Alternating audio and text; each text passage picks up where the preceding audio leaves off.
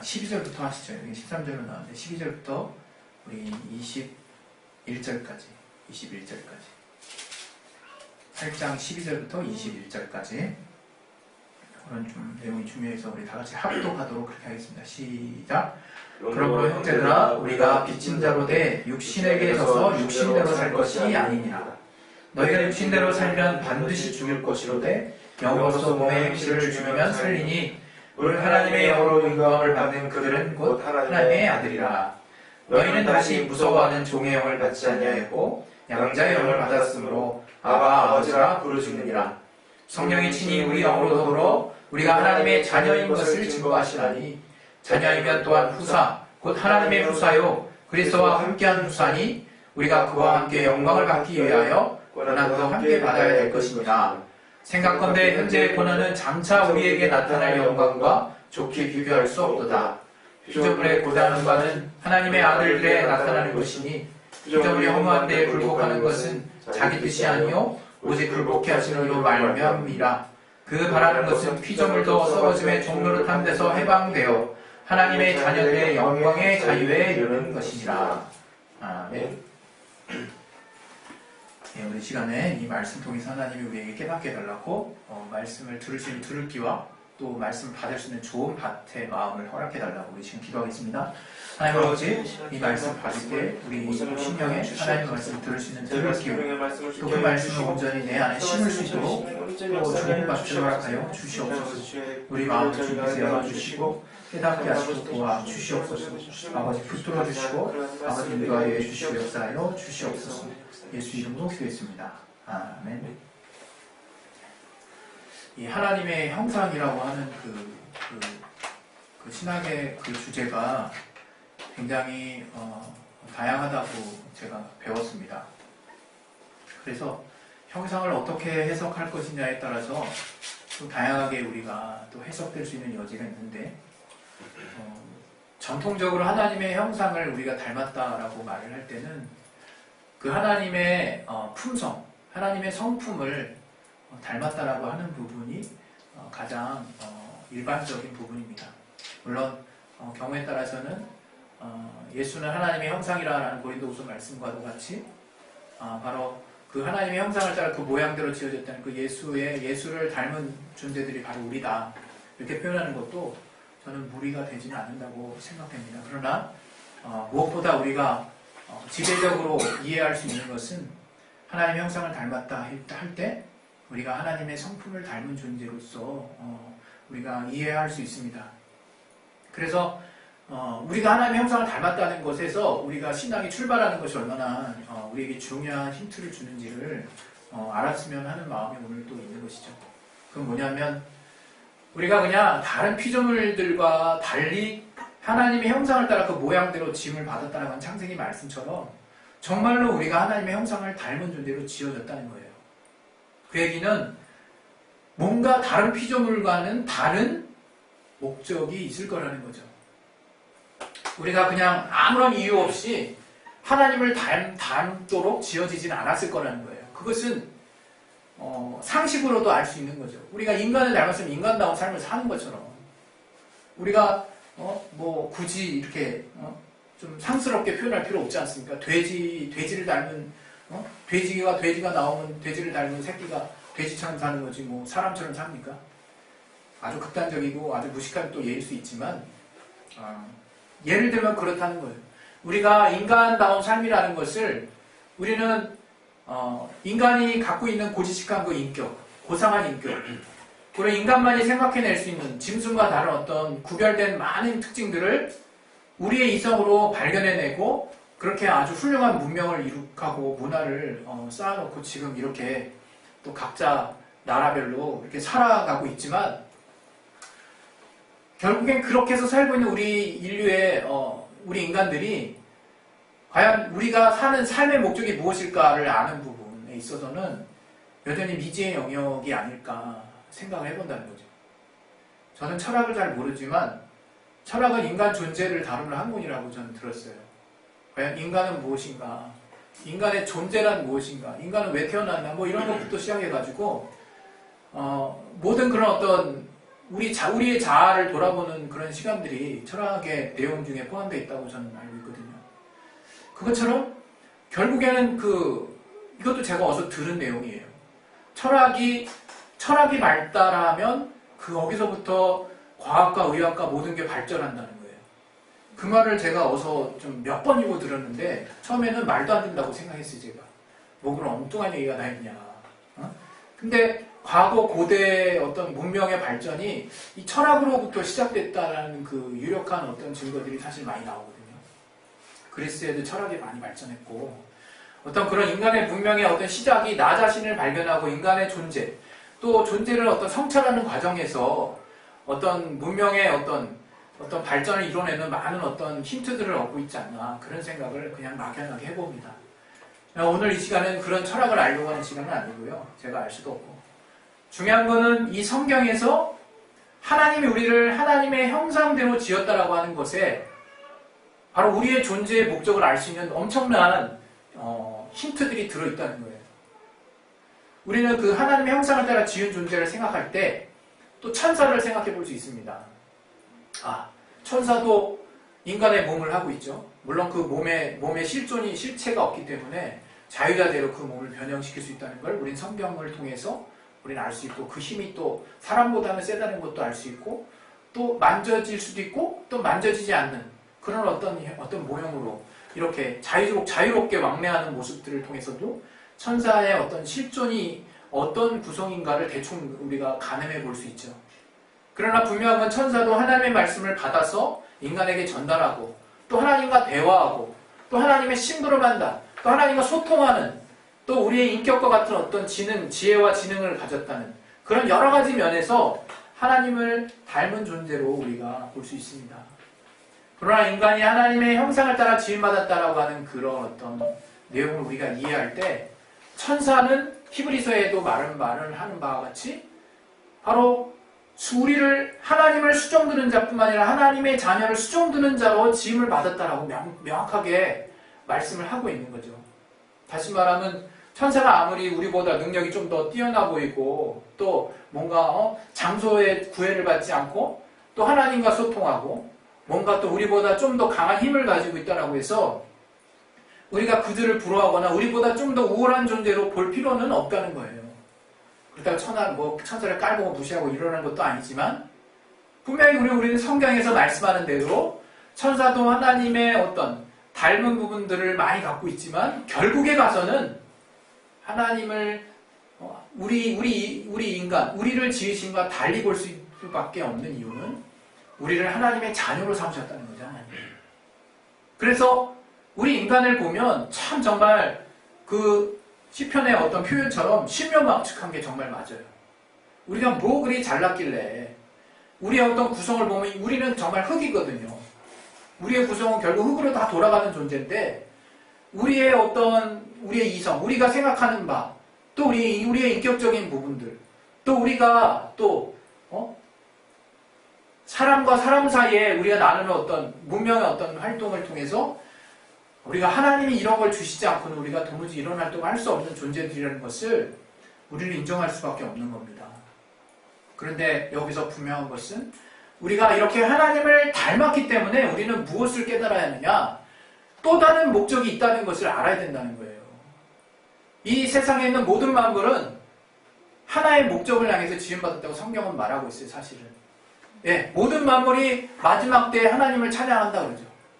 사실 우리가 가장 편하게 설명할 때 모든 만물은 사실 하나님을 찬양하기 위해서 지음받았다고 해도 맞습니다. 우리 인간도 마찬가지. 그런데 우리 인간은 거기에 좀 더 특별한 의미를 부여할 수도 있을 만큼 정말 성경을 보면 볼수록 특별하게 지어졌다고 인정할 수밖에 없는 거예요. 으스카라는 의미가 아니라 정말 우리가 우리의 삶을 어떻게 살아야 될 것이냐 하는 부분을 놓고 단순하게 생각할 수가 없는 많은 이유들이 존재한다는 거예요. 우리가 하나님을 닮았다는 것은 하나님의 뜻을 이해하고 하나님과 소통하고 그분의 마음을 따라 그분의 뜻대로 순종할 수 있고 또 따라갈 수 있고 그분이 원하시는 삶의 방향을 이해할 수 있고 사랑할 수 있고 누릴 수 있고 깨달을 수 있는 그런 엄청난 내용이 사실 들어있는 거예요. 인간이 그러한 하나님과 소통할 수 있는, 또 하나님의 정말 만세 이전, 천세 이전, 태초 이전의 그 뜻을 우리가 성령을 통해서 우리의 영이 감동받을 수 있고 깨달을 수 있고 이해할 수 있는 존재로 지음받았다는 것이 이게 엄청난 의미인 것입니다. 근데 우리는 이것을 살면서, 치열한 삶을 살면서 막 이렇게 마치 이렇게 발에 치인 어떤 돌처럼 생각할 때가 있는 것 같다는 거죠. 절대 그런 것이 아니거든요. 여러분, 우리가 신앙하는 이유, 정말 우리 편으로만 본다면 우리 정말 영원히 하나님과 행복한 삶을 살기 위해서라고 표현해도 틀리지 않습니다. 또 우리가 그 나라가 있기 때문에 그 나라에서 영원히 주님과 또 잘 살기 위해서, 그 말도 맞을 수 있어요. 그런데 우리가 이러한 그 내용들이 어디에 그 뿌리를 두고 있어야 하느냐 하는 것들을 성경은 곳곳에서 써놓고 있어요. 바울도 이런 얘기를 했죠. 자기 제자들에게. 너희가 만약에 다만 너희가 기대하고 너희가 바라는 것이 이 세상뿐이면, 너희가 바라는 것이 다만 육신의 배부름이 있는 그 배만, 너희가 바라는 그 믿는 신이 바로 배라면 정말 너희는 정말 가장 한심한 거죠. 바울은 그걸 가지고 우리의 시민권이 하늘에 있다는 것을 제발 깨달아라, 이렇게 간곡하게 눈물을 흘리면서 부탁했어요. 그리고 더불어서 고린도 우리 전서 15장에도 부활과 관련한 내용을 얘기하면서 우리가 바라는 게 다만 이 생뿐이면 우리가 세상에 그 어떤 사람보다도 불쌍한 자리라. 다시 말하면 뭐냐면 우리가 이 땅의 삶을 사는 목적이 이 땅에 있지 않다라고 지금 말하는 거예요. 여기가 이 내용에 우리는 사실 정신을 번쩍 차려야 되는 거예요. 우리가 사실 예수님을 믿는다 하지만 그리스도인들조차도 하나님 믿고 이 땅에서 잘 사는 것에 나름 목적이 아니라고 얘기하지만 목적이 가 있는 사람이 많거든요. 그래서 하나님 안에서 평안하고 하나님 안에서 자유를 누리고 하나님 안에서 기쁨이 있으면 그냥 그게 단 줄 알아요. 그 누리는 거는 워낙 많은 사람들이 못 누리기 때문에 너무나 중요한 가치입니다. 근데 그렇게 누려서 어떻게 하려고 해요? 그렇게 누리게 되는 그 이유가 뭐냐 이게. 그렇게 누리게 하는 원천이 뭐냐 이게. 그 누림이 지속되는 그 최종 종착지가 뭐냐 이거예요. 그건 바로 우리가 하나님의 자녀로서의 그 신분에 맞는 삶을 통해서 그 나라는 그냥 우리에게 소유가 되는 거예요. 우리가 자녀이기 때문에 하나님이 후사라고 얘기하신 거예요. 우리가 그냥 자녀이기 때문에 상속권이 있다라고 얘기하신 거예요. 우리 하나님이 주실 모든 것들 법적으로 소유할 권한이 생겼다는 거예요. 그 모든 이야기의 시작이 하나님의 자녀라요. 자녀. 우리의 신분의 놀라운 변화. 이 땅에 있는 신분이 아니라 하나님의 자녀, 하늘에 속한 신분으로의 변화. 그렇게 우리가 달라진 신분이기 때문에 그 신분에 걸맞는 삶이 있다는 걸 말하는 거예요. 하나님이 우리에게. 그 신분에 맞는 삶을 성령을 통해서 이제 너희들이 이해할 수 있는 수준에 도달했기 때문에 가르쳐 주시는 거예요. 우리에게. 그냥 뚱딴지같이 고생시키라는 게 아니라, 고생시키려고 하시는 게 아니라 그냥 갑자기 가다가 멀쩡하고 평안한 게 냅두고 갑자기 외지고 힘들고 막 그냥 돌만 잔뜩 있고 막 밑에 그냥 벼랑인 길로 일부러 안내하시는 게 아니라 때로는 그렇게 안내하시는 경우가 있는 경우가 하나님이 자녀에게 주시는 영광이 있는 후사된 삶이 그에 따른 고난도 있다는 말씀을 하시는 거예요. 실제적으로. 왜 그런지 우리가 그걸 알아야 돼요. 그럼 영광스러운 삶에는 항상 고난이 있느냐? 안타깝지만 있을 수 있다는 거예요. 거의 있어요. 거의. 왜냐? 그 영광스러운 삶을 저는 이렇게 봅니다. 이해할 수 없는 세상이기 때문에 그래요. 여러분, 때로는 우리가 하나님 뜻대로 살아야 되냐라는 질문이 내 앞에 이렇게 머리끝까지 치솟을 때가 있어요. 왜? 삶이 어려워질 때, 뜻대로 안 풀릴 때, 그때는 그냥 자문하는 거죠. 내가 이렇게 굳이 고생하면서 하나님 뜻대로 살 필요가 있을까? 여러분, 그 사람 정말 그런 고민하는 그런 단계까지 갔다면 정말 그동안의 삶을 칭찬해줘야 돼요. 그런 고민도 대부분 안 하니까. 아예 그렇게 살려고 하지도 않으니까. 근데 그런 고민을 한다는 거는 내가 고생했다는 거거든요. 주님 뜻대로 살려고 몸부림 쳐봤다는 거거든요. 그래서 근데 이게 순탄치 않은 그런 부분이 분명히 있거든요. 이유도 없죠. 내가 애매히 고난받는데 내가 영혼을 사랑함으로 이렇게 내가 하는 모든 그 이 땅에서의 믿음으로 하는 행위들이 하나님의 영광이 있다고 얘기하셨잖아요. 그건 잘하는 것이라고 얘기했잖아요, 바울이. 도대체 그런 삶의 목적과 이유들이 뭔가? 바로 우리 그리스도인들에게는 하나님이 우리에게 영을 주시고 또 교통하게 하신 우리의 지음 자체가 다른 삶의 목적을 가지고 지었기 때문에 그러는 거예요. 그냥 이 땅에서 먹고 살고 잘 살고 행복하고 자녀 또 번성하고 저들이 그냥 안락하고 그냥 해피한 그런 결과를 맺게 하는데 인생의 마지막 종착지가 있는 게 아니라 그 삶 이후에 있는 영원한 삶이 있다는 걸 말을 하는 거예요.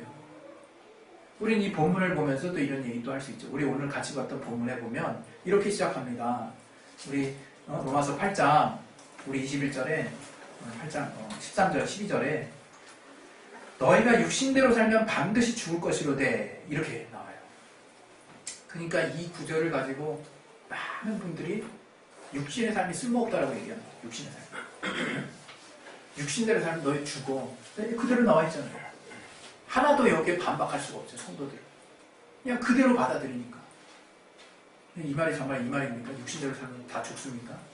우리들이 육신대로 밥 먹고 육신대로 건강하려고 애쓰고 육신대로 여러 가지 또 직장 생활하고 뭐 육신대로 돈 벌고 다 죽겠네요.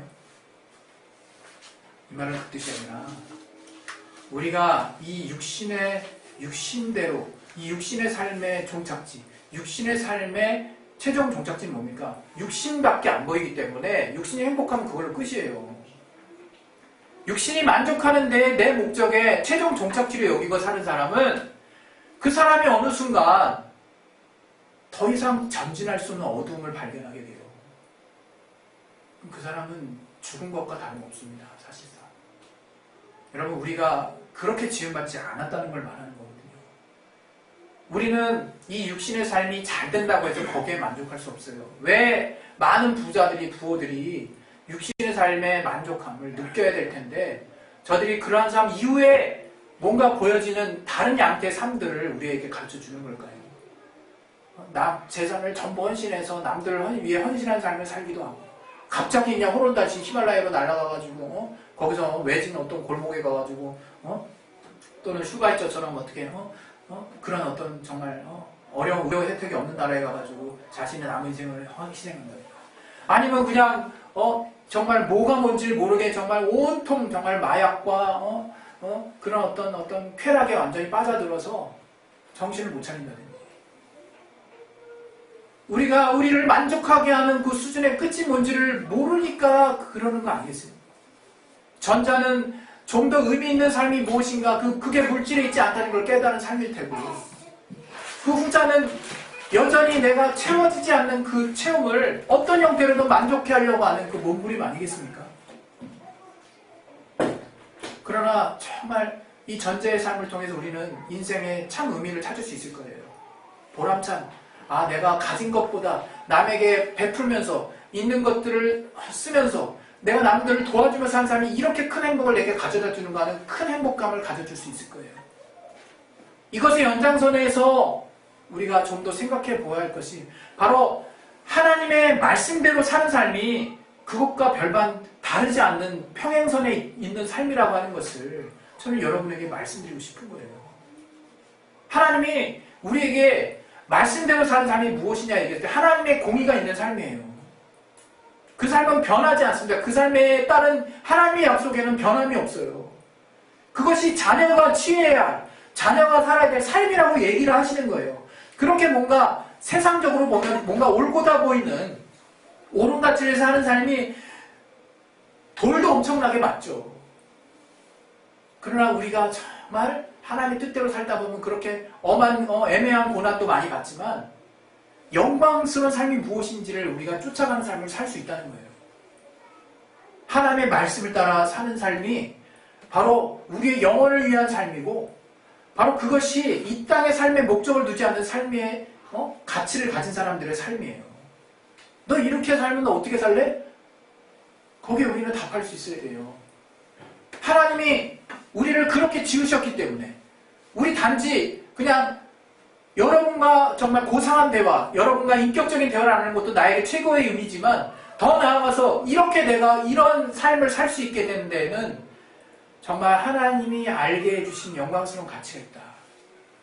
바로 그 길의 연장선이 천국이 있는 거예요. 그냥 막 이 땅에서 누리지 못한 사람을 그 나라 가서 다 그냥 복권처럼 누리라고 하나님 천국 주신 게 아니라 이 땅에서 올바른 가치, 하나님이 요구하시는 가치, 예수께서 알게 하시는 삶의 그 가치를 내 삶의 중요한 가치를 여겨서 그렇게 살려다 보면 좀 뭐가 나서 정말 튀기도 하고 정말 다치기도 하고 하지만 거기에 뿌듯함을 느끼고 간절함을 느끼고 그런 어떤 담량을 가지고 이렇게 밀고 나가시는 사람들의 삶이 영광스러운 삶이고 그것이 가장 인간다운 삶이라는 거예요. 여러분, 난 그리스도인이 누구보다도 이렇게 하나님의 뜻대로 사는 삶을 제대로 지켰다면 지금 엑스독교라는 말을 듣겠습니까? 지금 목사들이 가장 세상 사람들이 이렇게 경멸하는 존재 중에 하나로 이렇게 낙인 찍히고 이렇게 추락하겠습니까? 그렇지 않을 거예요. 우리 중에 많은 사람들은 여전히 기독교를 좋게 보고 또 목사님들을 좋게 본다고 하지만 이전에 비해서 이 낮아지고 추락하고 정말 형편없어진 우리의 현주소는 우리가 자청한 거예요. 우리가 예수 안에서 한 몸이라고 생각할 때 우리 중 일부이겠지만 그것은 다른 것이 아닙니다. 바로 우리가 우리의 삶의 가치를 영원한 날에 함께하게 하시는 하나님의 자녀로서 우리가 아버지라고 부르는 아버지가 명하신 삶의 가치가 내 인생의 목적이요 내 삶의 분명한 가치가 돼서 그렇게 하나하나를 살더라도 그렇게 살려고 몸부림치는 사람들이 이 땅의 곳곳에서 그리스도인이라는 이름을 가지고 정말 살고 있었다면 지금처럼 이렇게 우리의 현주소가 형편없이 가치가 떨어지진 않았겠죠. 저는 이 시간에 우리가 한번 생각을 해보기를 원해요. 아마 오늘 제가 말씀드린 내용들을 우리가 모르는 바가 아닐 거예요. 그러나 제가 오늘 특별하게 여러분들에게 드리고 싶은 그 말씀의 요지는 과연 내 신분, 내 삶의 목적이 어디 있느냐를 다시 한번 돌아보자는 거예요. 그건 잘 사는 데 있지 않습니다. 잘 사는 거 하나님 우리 잘 살게 하실 거예요. 그건 하나님 어떻게 보면 하나님의 우리를 향하신 목적이라고 저는 보여져요. 우리의 목적은 그렇게 돼서는 안 됩니다. 우리는 하나님의 뜻을 좇아 사는 삶이 돼야 되는 거예요. 하나님의 자녀로서 부끄럼 없는 삶을 사는 게 인생의 목적이 돼야 되는 거예요. 우리에게 천국은 그런 삶을 사는 자에게 하나님이 당연하게 주시는 거예요. 당연하게 허락하시는 거지. 우리가 목적한다고 이룰 수 있습니까? 목적은 우리가 뭔가 노력해서 뭔가 해나가는 뭔가가 있어야 목적이지. 우리가 자녀이면 그냥 그 나라는 약속이 되는데요. 근데 자녀가 아니면 그 나라도 약속될 수가 없어요. 자녀지만 하나님 뜻대로 하지 않는 삶에 대해서 하나님 무조건적으로 우리에게 그래 잘했다 이러지는 않으시겠죠. 그 나라에서도 책망받는 자가 있다고 그랬어요. 안타까운 영광 안에 도달하는 자가 있다고 그랬어요. 여러분, 무시무시하게 하는 겁주는 말이 아니라 정말 우리가 신앙생활하더라도 남들 보려고 하지 말고 정말 우리가 교회 꼭 오는 것만이 우리가 또 신앙이 또 전부가 아니니까 정말 각자의 삶의 영역에서 정말 내 삶의 목적을 어디다 둘 것이냐를 늘 돌이키셔서 하나님의 마음을 기쁘시게 해드릴 수 있는 말씀을 쫓아 그 목적을 이루는 삶을 사실 수 있도록 하시기를 예수 이름으로 축원드립니다. 할렐루야. 우리 시간에 기도하겠습니다. 기도하실 때 하나님의 자녀된 삶은 어떤 삶일까? 너무도 쉽게 알고 답을 알지만 그렇게 내가 정말 그렇게 자녀된 자로서 목적을 가지고 사는지는 다른 문제가 아닐까 생각해 봅니다. 우리 시간에 기도하실 때 내가 하나님의 자녀로서 분명한 목적, 바로 하나님의 자녀된 신분으로서 그에 걸맞는 그의 말씀을 순종하며 그의 말씀대로 사는 것이 내 목적이기 때문에 내가 그 목적을 이룬다면 다른 것이 정말 우선시 되지 않는 그런 또 그 목적을 이루는 가운데 기쁨이 항상 내게 있는 그런 삶을 살 수 있도록 하나님이 도와달라고 우리 시간에 예수여 한번 하시기도 하겠습니다. 예수여! 하나님 아버지, 우리 각 가운데 하나님 우리를 도와주시고 역사하여 주시옵소서.